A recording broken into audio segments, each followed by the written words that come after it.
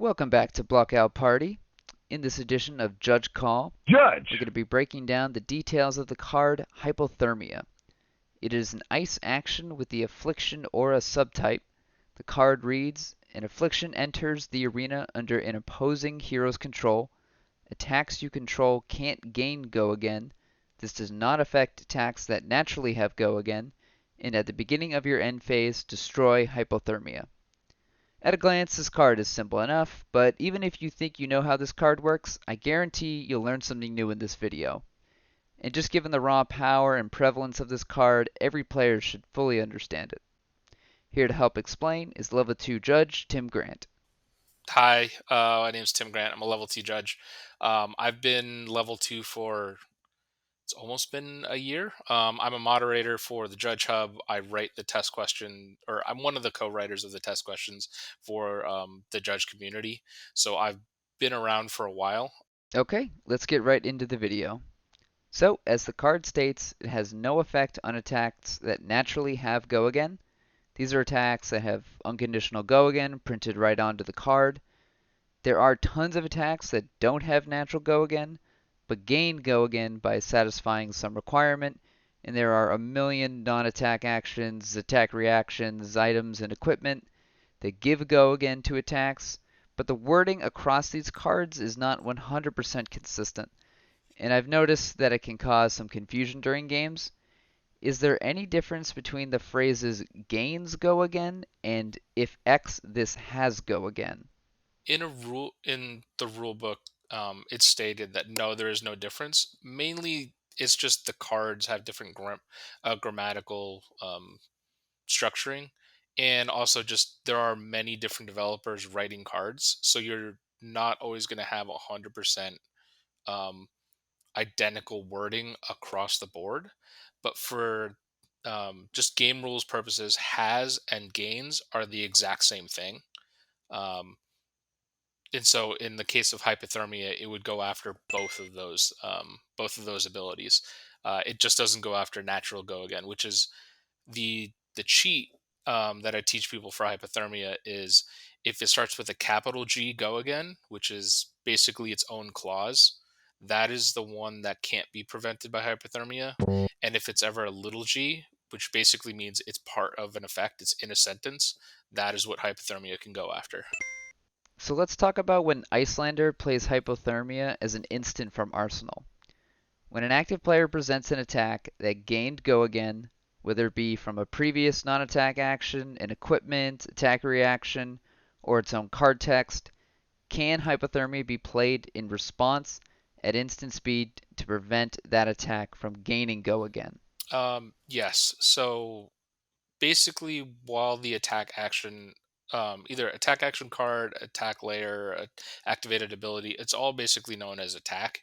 If you play hypothermia before the attack resolves, basically finishes the chain link, hypothermia will turn off that ability or will prevent it. Um, and we can get into the nitty gritty of how that works because it's pretty complicated. Is there a specific window that Hypothermia needs to be played within to prevent the attack from gaining Go Again? Yes, they need to do it before the resolution step. Um, the reason being, the game checks for Go Again um, during the resolution step. It basically adds it to the stack. It doesn't really actually add it to the stack. It acknowledges that it had Go Again. Um, you have to do it before the resolution step. So that means layer step, attack step, defense step, or the reaction step. Those are basically your four windows to play hypothermia to turn off a Go Again. Real quick, I just wanted to clarify that in the damage step, neither player has priority, so you cannot play Hypothermia in the damage step.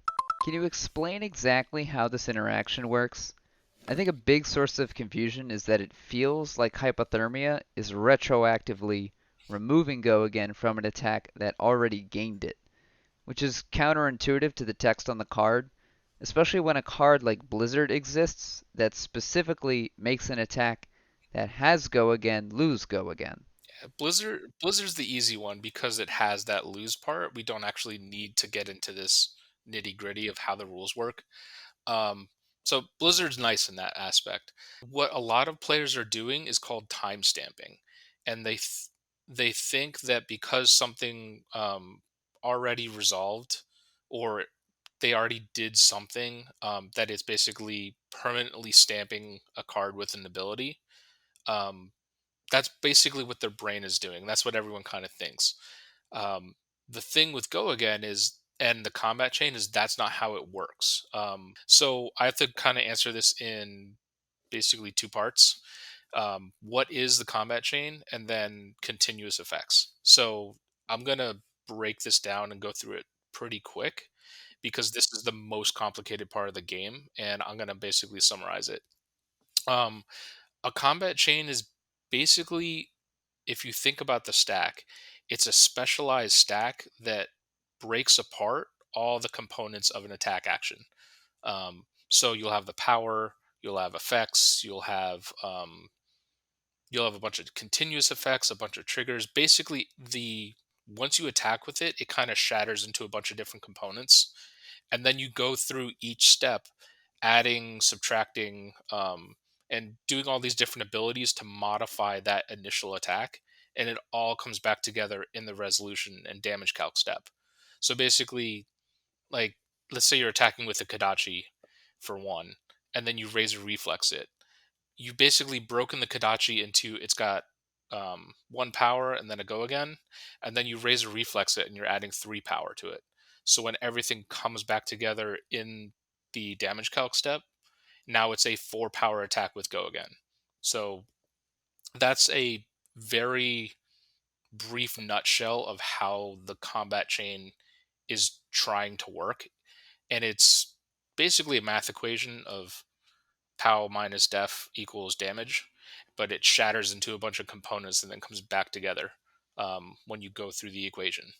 So in the situation of hypothermia, when something kind of breaks up into components, go again specifically just for attacks, and this is specifically in the rules. Go again doesn't get checked and doesn't resolve until the resolution step. So what happens on something, let's say we'll take a Kadachi again, where you're attacking with the Kadachi and the go again ability turns on. It is a continuous effect. So Kadachi has the pitch a zero cost, gain go again. That is a continuous effect. Hypothermia is also a continuous effect, and it says you can't gain go again. So what happens when you're in those initial four steps of layer into a reaction? Let's say Kadachi's effect, continuous effect, is on. You play and resolve hypothermia. That continuous effect is also on. So that's two continuous effects on the same object, the Kadachi. And what happens in Fab is all continuous effects are applying all at the same time, and we have a thing called staging that determines how we apply them and in what order. And so this is how hypothermia works: is you get to that resolution step, and the game's going to look at the Kadachi and say, okay, I have two continuous effects. I have hypothermia that says can't gain go again, and Kadachi's effect that says gains go again. In staging, the first thing that happens is can't trumps can. So hypothermia's effect turns on, or hypothermia's effect is applied. Kadachi can't gain go again. You go down the list, and then I believe it's stage 5 or 6 is Kadachi's effect, which is an ability that grants go again or gains go again. It it wants to apply, but it can't because hypothermia is um, already in effect, and that's the reason that it's not retroactively turning it off. It's the game is reevaluating every object every time the game state changes in terms of continuous effects. So whenever you're moving along, that Kadachi is always going to be subjected to go again for a bunch of steps. Hypothermia comes into play, and now it's under two effects. And when you finally get to that resolution step of the combat chain, where the game says, "Okay, what's going on with this? Can we resolve go again?" You go through all the steps of staging, and it turns out that no, it doesn't get it. So I know that's a really long explanation because it is a very weird and complicated situation as to how hypothermia is applying here. And this is by far the most complicated part of the game. Um, A lot of other rules interactions are a lot more simple, but continuous effects and staging is hands down the hardest part of this game, and it's actually very rare. Hypothermia is the most common one that just recently came out that actually started messing with this. It's always been there. It's just no one really noticed until now. So that's kind of the long and short of why that works. Alright, that should do it for this video. Thank you, Tim, for coming on and sharing your expertise as always. Let me know what other card interactions or rules questions you'd like to see explained on the channel. Please be sure to subscribe and like the video. Thanks for watching, and I will see you all in the next one.